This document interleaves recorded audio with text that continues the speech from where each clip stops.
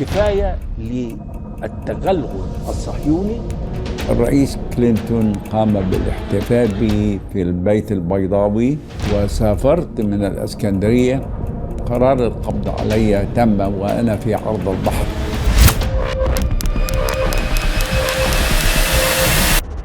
هل سمعت من قبل عن المصطلح الشهير البترودولار؟ من هو مبتكر هذا المصطلح الذي أعاد رسم قواعد اللعبة الاقتصادية؟ إنه الاقتصادي المصري والشاب الطموح إبراهيم عويس. دعونا نقرأ في قصة صعوده الاستثنائية إلى قائمة أهم الخبراء الاقتصاديين في العالم. لنبدأ من الخمسينيات، حيث بدأت رحلة الاقتصادي إبراهيم عويس من قلب عروس البحر المتوسط مدينة الإسكندرية، حيث حصل على بكالوريوس الاقتصاد والعلوم السياسية من جامعة الإسكندرية عام 1952. وسرعان ما لمع اسمه كأحد أذكى العقول الاقتصادية بين أبناء جيله، وهو ما أهله للعمل مديراً لإدارة تنفيذ المشروعات في أول وزارة للصناعة بمصر، والتي تولاها عزيز صدقي عقب ثورة يوليو عام 1952. رجل بإمكانياته النادرة كان يتوقع له الوصول إلى أعلى المناصب الحكومية، لكن أفكاره المختلفة لم ترق للنظام في تلك الفترة، فتدخل وزير الصناعة آنذاك عزيز صدقي سريعاً، وعرض على عويس إكمال دراسته بالولايات المتحدة الأمريكية، وكان ذلك بمثابة وسيلة لإبعاده عن مصر. فلم يكن أمام هذا الشاب اليافع سوى الموافقة ليبدأ فصل جديد في حياته المهنية، وتفتح أمامه الأبواب التي وصدت في وطنه. لكن تجربته لم تكن وردية، مثله مثل كثير من المغتربين عن أوطانهم. عويس استمر في تفوقه، فحصل على درجتي الماجستير والدكتوراه في الاقتصاد من جامعة مينيسوتا في الولايات المتحدة عامي 1961 و 1962، وعمل أستاذاً للاقتصاد السياسي في جامعات مينيسوتا وجورج تاون التي ظل بها 42 عاماً، وأستاذاً زائراً في هارفارد وجونز هوبكنز، وتتلمذ على يديه العديد من السياسيين ورجال الاقتصاد البارزين، وكان من بين طلابه الرئيس الأمريكي السابق بيل كلينتون الذي لم ينس فضل أستاذه عليه. في أول أيامه في الرئاسة استوقف الحاضرين وسلم على دكتور إبراهيم وقال لهم هذا كان أستاذي في جورج تاون. الحكاية لم تنتهي هنا.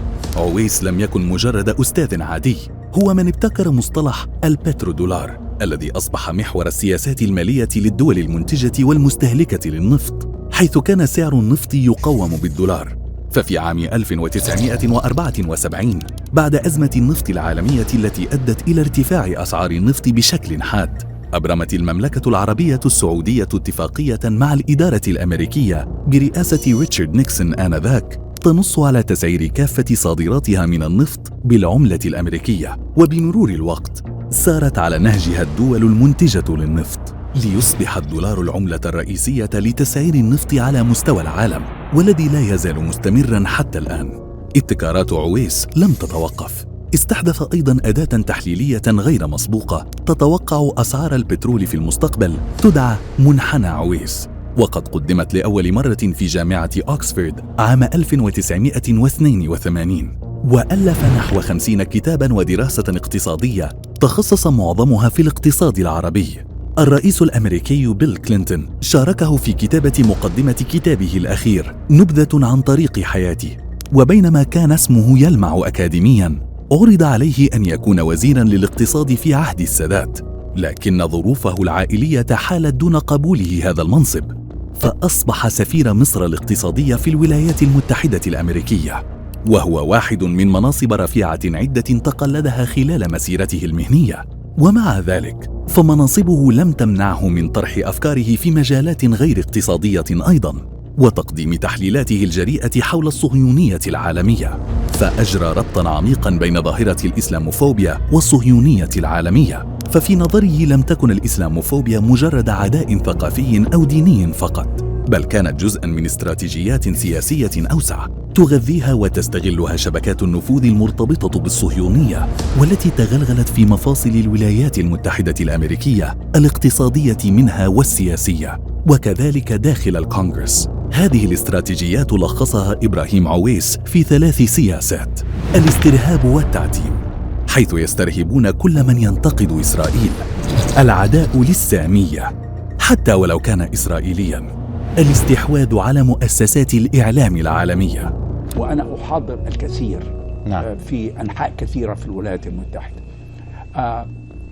على خلال 5-6 سنوات الماضية سمعت كلمة كفاية للتغلغل الصهيوني في الولايات المتحدة ودخول المصالح الإسرائيلية في جميع المفاصل الأمريكية سواء كانت اقتصادية أو سياسية وأعطاء الكونغ. من حلبة السياسة والاقتصاد دعونا نكتشف الجانب الآخر من حياته الشخصية. نرى أمامنا عويس، الأب والجد الهادئ الذي لم يفارق أبناءه وأحفاده رغم انشغاله.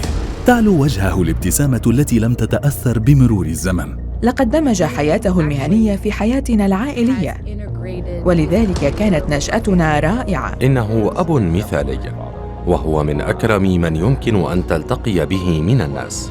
يهب نفسه للجميع ولا يتوقع شيئاً من أحد في المقابل.